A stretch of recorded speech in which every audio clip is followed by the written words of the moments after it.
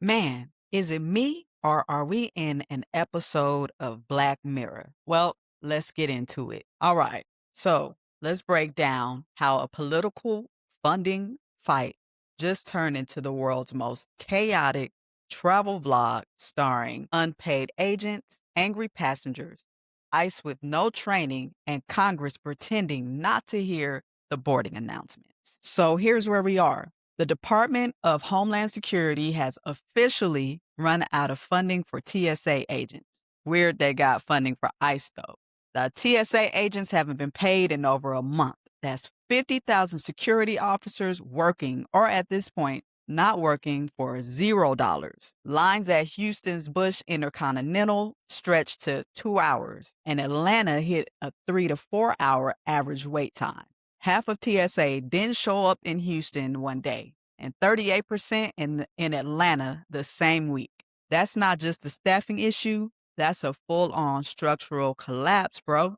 People are missing flights, airports are cutting hours, and smaller terminals are warning they might shut down completely if paychecks don't restart soon. All because Congress couldn't pass a budget before the DHS funding expired again. And then into the chaos, Trump logs on and posts, I quote, "Will move our brilliant and patriotic ICE agents to the airports where they do security like no one has ever seen before."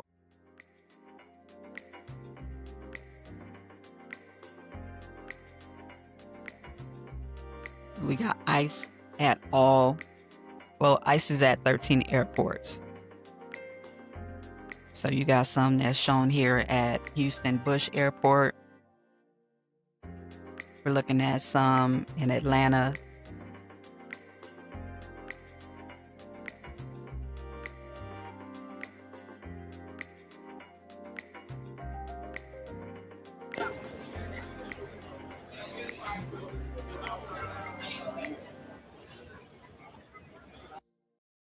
So we're going to have security like nobody has seen before, even though they're completely untrained for this. Makes sense. And he's serious too. Starting Monday, today, ICE agents are reportedly being deployed to ease TSA lines under the direction of Tom Homan.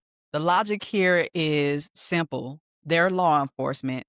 They wear similar badges. How hard could airport screening be, right? Except according to DHS insiders, ICE doesn't have the same procedural training, well, as we've seen, screening tech skills, or even the proper airport access credentials. So what we're looking at is literal improvisation with national security. As one analyst put it, this is what happens when politics become a substitute for logistics. ICE was trained to track fugitives and conduct raids, which they haven't done that properly either. Not identify laptops in your carry-on. It's a governance crisis turned performative theater. And this is where the plot twist hits. Trump is trying to tie funding for the TSA and the rest of DHS to his new pet project, the Save America Act.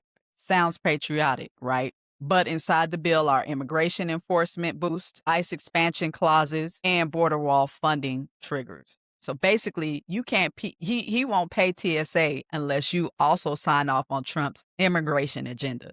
Democrats are calling it legislative hostage taking. Even some Senate Republicans have bailed, refusing to show up for votes, not because they disagree with it necessarily, but because they don't want to be seen voting for it before the public backlash cools off. Y'all know that this SAVE Act is wrong as well. As one senator put it, this is a pox on everybody's house. That might be the most honest thing anyone in Congress has said all month. Meanwhile, TSA agents are literally breaking down. Imagine showing up for your shift, confiscating juice boxes from toddlers, and then you realize you can't even afford to go grocery shopping yourself. It's beyond irony. It's systemic neglect. And then you got Elon Musk jumping in. Of course, he offered to cover TSA salaries personally until funding resumes. But that's after the hack job he did with Doge. Do we really need that? Posting on X about it like it's a raffle giveaway. Only thing you can do for us is pay your taxes. You want to be a fake hero so bad. This whole saga, TSA going unpaid, ICE improvising at gates, Congress held hostage by messaging bill. It's not just a bad week in Washington. It's a sign that national governance is brittle. Every time one branch blinks, real workers and normal people become collateral damage. What experts from multiple outlets are pointing out is that funding shutdowns like this reveal a deeper dysfunction. Essential doesn't mean protected.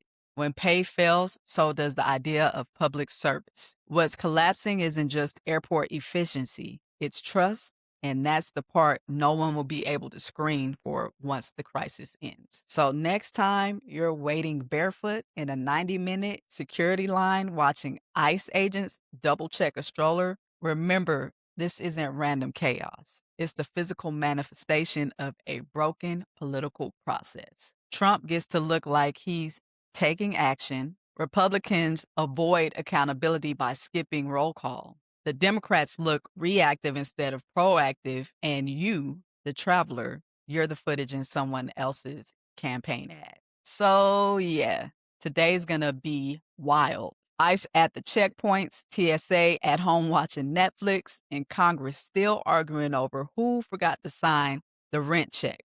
We're watching what happens when politics stop being boring and start ruining your travel plan. Only in America do we turn a budget fight into an apocalypse. But anyway, pack snacks, charge your phone, and maybe show up 5 hours early just in case. Hydrate, get travel insurance, and if you see ICE checking, just know you're living through American history. Very on brand. Thanks for tuning in as always, and smash that like, subscribe, and share with your tribe. And drop a take in the comments. And until next time, talk to you soon.